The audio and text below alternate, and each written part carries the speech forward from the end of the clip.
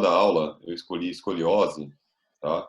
Eu estou procurando durante o ano abordar os principais temas que vocês vão ter durante de coluna, que é lombalgia, deformidade, depois tentar a próxima fraturas, espondilistese, hérnia de disco. Então a gente vai nas reuniões clínicas do ano fazer uma programação bem estruturada para vocês terem os principais temas de coluna. Escoliose idiopática. Escoliose tem vários tipos de escoliose, mas a idiopática, que é 80% das escolioses, então é a que vocês têm que saber para a prova e para a vida de vocês, que é o mais frequente, né? Idiopática, a gente não sabia a causa da escoliose, mas hoje tem diversos genes, a gente estuda muito genética, muito a origem da escoliose. A gente sabe que a escoliose tem uma origem genética, e isso tem sido estudado largamente em diversos serviços, inclusive nós, da Faculdade do ABC, a gente tem uma linha de pesquisa em polimorfismos gênicos, em sequenciamento de genes, para descobrir possíveis alvos de genes, alterações, mutações, que são os polimorfismos de base única, responsáveis pela escoliose. E não só a escoliose, mas se ela é mais agressiva ou menos agressiva, e com isso no futuro a gente pode fazer uma medicina mais personalizada, que nem a medicina que hoje faz na oncologia. Como classificação, guardem isso primeiro. A escoliose pode ser não estruturada ou estruturada. O que é uma deformidade não estrutural? Você pega uma curva, tá? Você olha essa curva, se ela tem rotação ou não tem rotação dos pedículos, se a curva está rodada. Se tem uma rotação, é uma curva estruturada, e se, quando você faz o teste de inclinação, você não reduz ela a 0 graus, é uma curva estruturada. Agora, ao contrário, se ela não tem rotação dos pedículos, e se ela reduz totalmente, é uma curva não estruturada. Tá?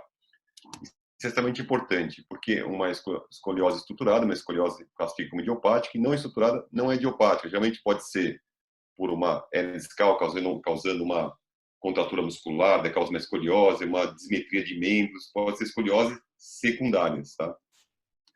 Então, aqui mostrando a estrutural, a principal que a gente vai abordar é idiopática, mas quando a gente faz coluna, principalmente, ou vai a alguns centros como a CD, como o Pequeno Príncipes e outros centros, você estuda diversas deformidades que são menos frequentes, mas acaba concentrando mais nesse serviço, que é neuromuscular, paralisia cerebral, congênita, e assim vai.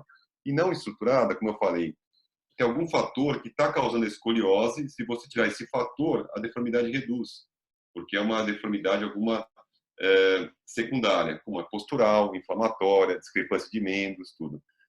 Mas, importante vocês entenderem, se você tem uma escoliose não estrutural e ao longo do tempo, se você não corrige uma discrepância de membros, uma postura ruim, a escoliose pode, com o tempo, se tornar estruturada. O que é isso? A escoliose não consegue reduzir totalmente, então você acaba tendo uma estrutura dessa deformidade, ela fica mais rígida. Aqui mostrando nessa tela, então, exemplos de escoliose, a congênita contém malformação, uma falha de segmentação, como uma barra óssea, ou como nesse caso, uma falha de formação, como a vértebra formou apenas de um lado, que é uma hemivértebra. A neurofibromatose, que ela tem uma característica já na inspeção do paciente, mancha de café com leite e tudo, e é uma escoliose que a gente chama de raio curto. É uma escoliose muito pronunciada, com poucas vértebras, causando grandes deformidades, tá? E é uma escoliose de difícil tratamento, porque geralmente esses neurofibromas que criam, responsáveis por essa mancha de café com leite e tudo, na hora de abordar, eles sangram bastante. Então, é uma deformidade bastante difícil de tratamento. A paralisia cerebral são deformidades como características, elas têm um C longo, elas são globalmente, devido ao déficit muscular desse paciente, então são deformidades bem amplas, pronunciadas, uma curva única, e vai deformando e obliquando a pelve.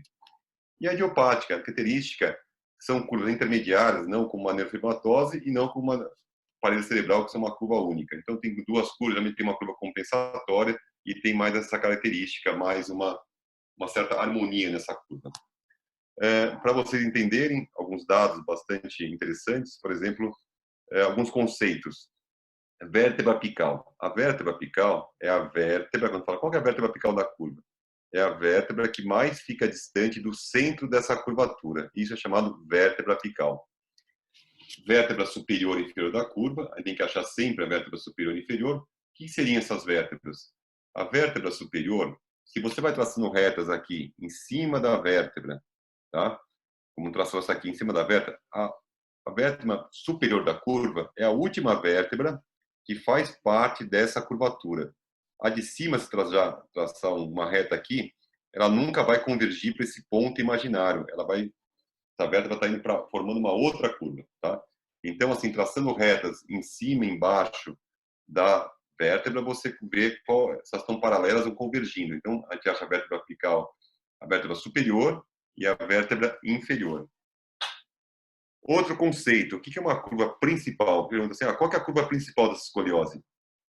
É a maior, a curva de maior ângulo Cobb, a maior curva. A curva mais angulada é a vértebra principal. A outra de menor ângulo Cobb é a curva secundária. E a obliquidade pélvica, a gente avalia pelas crescedias se essa tem uma alteração ou não. Outro conceito, a gente sempre pergunta, essa curva é uma curva torácica direita, toda esquerda, a gente vê pela concavidade aqui. Quando a concavidade da curva, a convexidade aqui vai para o lado direito, é uma curva torácica direita. Quando a convexidade vai para o lado esquerdo, é uma curva lombar esquerda. Esse é o conceito. A gente vê pela convexidade, está pegando mais a parte direita. E se vocês notarem, o raio-x da escoliose é sempre visto de posterior para anterior, a gente vê de costas, entendeu? Então, aqui o coração está aqui à esquerda, né? Está ao contrário. Está aqui ao contrário, não, pela avaliação, está vendo de costas. Então, outro conceito importante, que é a classificação das escolioses, ela é infantil, juvenil, adolescente. Infantil 0 a 3 anos, juvenil 3 a 10 anos e adolescente maior que 10. Por que tem esses três conceitos? Simplesmente porque eles dividiram em três tipos? Não. É porque eles viram, ao longo do tempo, estudando diversas casos de escoliose, ele viu que as escolioses na baixa idade, 0 a 3 anos, têm um comportamento que é totalmente diferente da escoliose juvenil de 3 a 10 e da adolescente. E eu vou mostrar durante essa aula. A infantil, então, a escoliose que entra já logo ao nascimento, os primeiros anos de vida, e sempre quando o paciente tem uma escoliose numa baixa idade, sem pesquisar doenças associadas. Isso é extremamente importante, tá? Porque sempre tem alguma associação. E os autores lá, na década de 70, 80, eles avaliavam escolioses e viam que escolioses infantis tinham dois tipos. Umas eles observavam, assim, tinha uma escoliose, por exemplo, de 60 graus, e ia crescendo e ia melhorando. E outras escolioses tinha 30 graus, 20 graus e iam piorando. Daí, assim, eles começaram a notar por que tem dois tipos de comportamento essas curvas. E como eu vou saber se essa curva tem um comportamento mais agressivo, maligno ou benigno? Então, e eles também notaram que bom que as resolutivas tinham 85% dos casos e evolutivas 15%. Aqui um caso de uma resolutiva, que vai melhorando o crescimento, e aqui uma evolutiva que vai piorando, se não faz nada, vai piorando. Então, meta, uma cirurgiã de coluna, tá? Ela, observando várias e várias radiografias de muitos pacientes, aí que vem a arte da medicina, você começar a fazer uma reflexão do que você está vendo, e quando você consegue ter essa capacidade de refletir na sua prática, você pode, isso é uma pesquisa, isso é um trabalho que você cria, não precisa ser trabalhos laboratoriais, de laboratório, bancada, mas tem diversos tipos de trabalhos que você pode fazer, clínicos também, de realmente muita relevância, como esse trabalho de meta foi na época muito relevante, que ela notou o ângulo costo-vertebral, tá? E o sistema de fases. O que é isso, o ângulo costo-vertebral? Você traça uma reta, pega a vértebra apical, tá? Você traça uma perpendicular e uma outra reta no meio do colo da costela dessa vértebra apical. E mede esse ângulo e o outro ângulo de baixo, tá? E a fase, você nota também pela vértebra apical, a costela. Se a costela está acima ou abaixo da parte superior da vértebra apical. Então, o que ele notou, olha que interessante. Quando o ângulo costa vertebral é menor que 20 graus, tá? e a costela não passa, a fase 1 que a gente chama, não passa o platô superior da vértebra, geralmente mais de 80% elas dão um tratamento resolutivo, tá? Agora, a evolutiva, ela tem um comportamento muito mais maligno, tá? Então, na evolutiva, o que eles tinham? Notavam que o ângulo costo-vertebral era maior que 20 graus e a fase da costela geralmente acima de era a fase 2, em 80% dos casos. E aqui mostrando casos de evolutiva. Tenta usar colete em crianças, mas é muito difícil a criança adaptar com colete de Milwaukee, coletes gessados, realmente é bem difícil de se adaptar, criança de baixa idade. E na época fazia instrumentação sem artrodese, tá? Fazia instrumentação sem artrodese, mas os instrumentais eles acabam soltando muito, não instrumentais adequados, tá? Ou em alguns casos com artrodese, mas deixava o tronco curto. Isso foi resolvido, tá? Mais recentemente com a haste de Campion, tá? E sistemas dinâmicos que você coloca um parafuso em cima e embaixo e você vai distraindo essa deformidade ao longo do tempo. Então, antigamente você não conseguia tratar esses casos, porque você tinha a opção artrodesar, deixar o tronco curto, mais reto, ou deformado, mais longo. O que era melhor? É uma escolha de Sofia, né? Mas com essas novas hastes todas, você pode colocar assim, fixar em cima e embaixo e você vai aumentando ao longo, a cada 6 meses, você abre e distrai. Agora também tem sistemas que você faz por ímã. Você coloca a haste e vai extraindo, não precisa mais abrir o paciente de novo, você vai extraindo ao longo do tempo, tá? Isso é bastante interessante. A escoliose juvenil é de 3 a 10 anos, tá? Já a base do tratamento dela é que nem da adolescente, que é observação menor que 20 graus, órtese 20 a 40 graus, cirurgia maior que 40 graus. Qual que é a particularidade da escoliose idiopática juvenil? O fenômeno de Camshaft, que é isso que cai na prova. O que seria? Escoliose, quando tem 6 anos, 8 anos, ainda a coluna cresce bastante. Então, o que eles notaram? As curvaturas que se faziam, corrigiam cirurgicamente apenas por via posterior, ao longo do tempo, devido aos ossos núcleos de ossificação anteriores, essa curvatura continua deformando e muitas vezes havia uma quebra do material e tem que reabordar os pacientes. Então, quando chega 5 anos, 6, 8, 10 anos, somente mais para 10, a paciente já tem um tronco mais envolvido, você vai fazer uma cirurgia definitiva, você tem que abordar também anterior, fazendo uma artrodese 360 nesse paciente, senão você pode ter essa coisa continuar aumentando e você tem que reabordar uma haste quebrada e a cirurgia fica muito mais complexa, tá? Então faz uma epifisiodese anterior, é isso que cai na prova, tá? E adolescente? O adolescente, que é a mais frequente mesmo, tá? É o que a gente pega no consultório, tá? A questão aqui, a primeira questão é, qual é a história natural? Então, muitas vezes o pai chega no consultório e pergunta, meu filho tem essa escoliose, qual que é o risco de progressão? Até hoje, devido também às observações de muitos e muitas centenas de casos, o que a gente nota? Isso aí é uma tabela que está no Campion até. Meninas progridem mais que meninos. Quanto mais imaturo e maior a curva, maior é o risco de progressão. Duplas curvas, maior progressão que curvas simples. Curvas torácicas têm mais progressão que curvas lombares. E curvas mais graves. Quanto mais grave, mais chance de progressão. Então, isso é o que a gente pode analisar quando a gente está diante de uma escoliose, a gente passar para o familiar e sentir o risco de progressão dessa curva e acompanhar mais de perto ou não. Lógico, quem tem feito diversos serviços do mundo com a terapia, com o estudo já genética, é você no futuro, você fazer um sequenciamento do paciente e ver se a escoliose tem um risco maior ou menor, já logo no começo você faz com um teste genético. Isso vai ser o futuro, que realmente é o que tem sido estudado.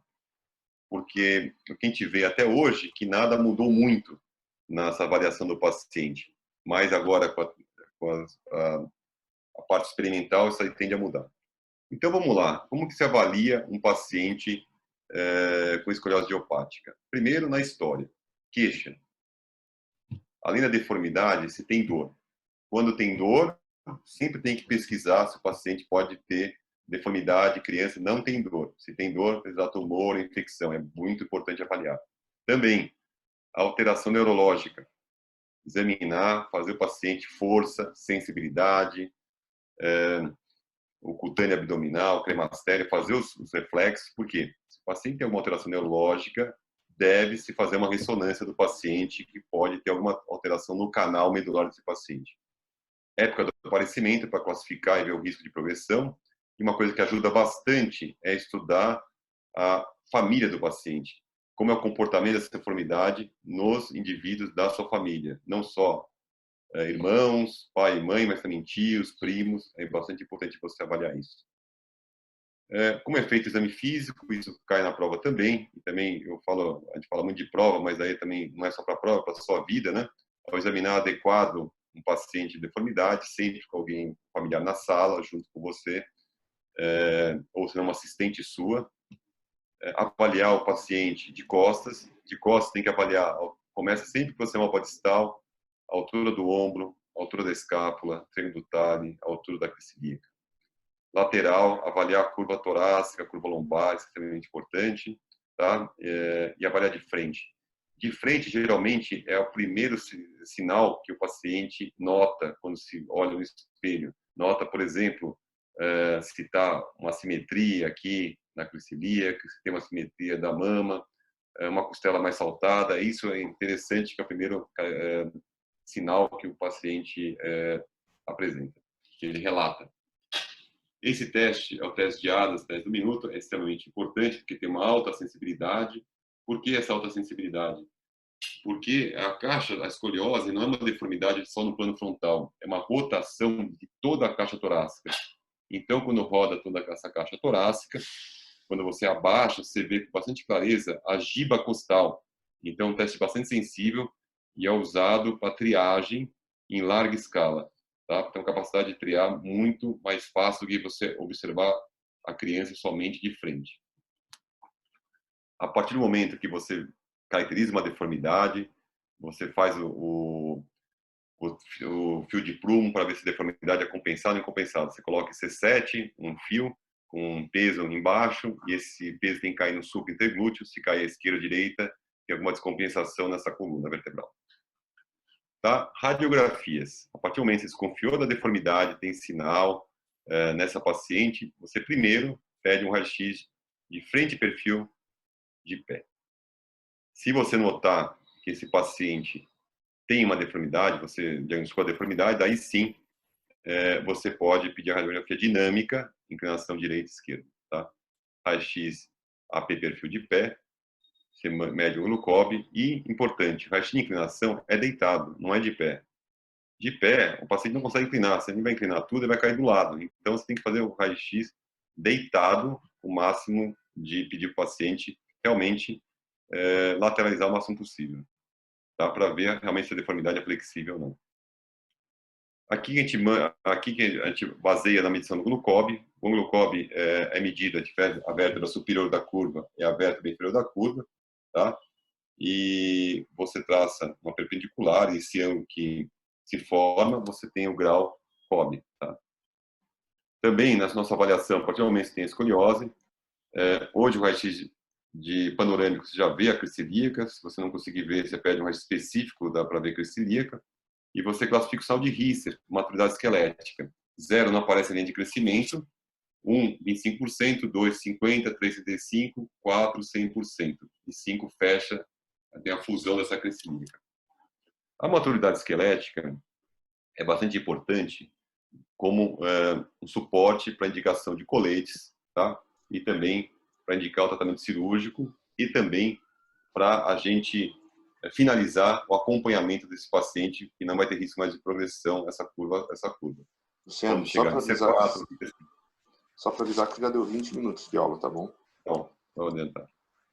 Tá? Aqui a ressonância magnética a gente utiliza quando tem alguma alteração neurológica ou curvas muito progressivas ou de alta power COB, porque pode ter alguma alteração no canal. E daí, principalmente, quando a gente vai operar esse paciente, ou quando o paciente está com dor, isso auxilia bastante. Muitas vezes estão com tumor, você tem que tratar o tumor, não? E em vez de tratar a escoliose desse paciente em primeiro tempo. O tratamento é observação ou cirurgia, tá? Observação, então, em curvas menores que 20 graus. Como que a gente faz a observação? A gente vai fazendo cada raio-x a cada 6 meses. Se essa curva não está progredindo, a gente passa para 1 ano e a gente vai acompanhando de acordo com o sinal do Risser. Quando o chega em Risser 4, a gente faz mais um acompanhamento depois de 1 ano, depois cessa o acompanhamento. Entre 20 e 40 graus, e curvas imaturas, praticamente, Risser 0 e 2, curvas flexíveis, a gente usa ODS, tá? A gente pode ser o colloide de Milwaukee, aberto a T8, acima de T8, T7, você tem que usar o Milwaukee necessariamente, abaixo, o ápice se usa curvas, se usa o colete de TLSO. Tá? Muito interessante o colete, a gente utiliza muito pouco colete de Milwaukee atualmente, tá?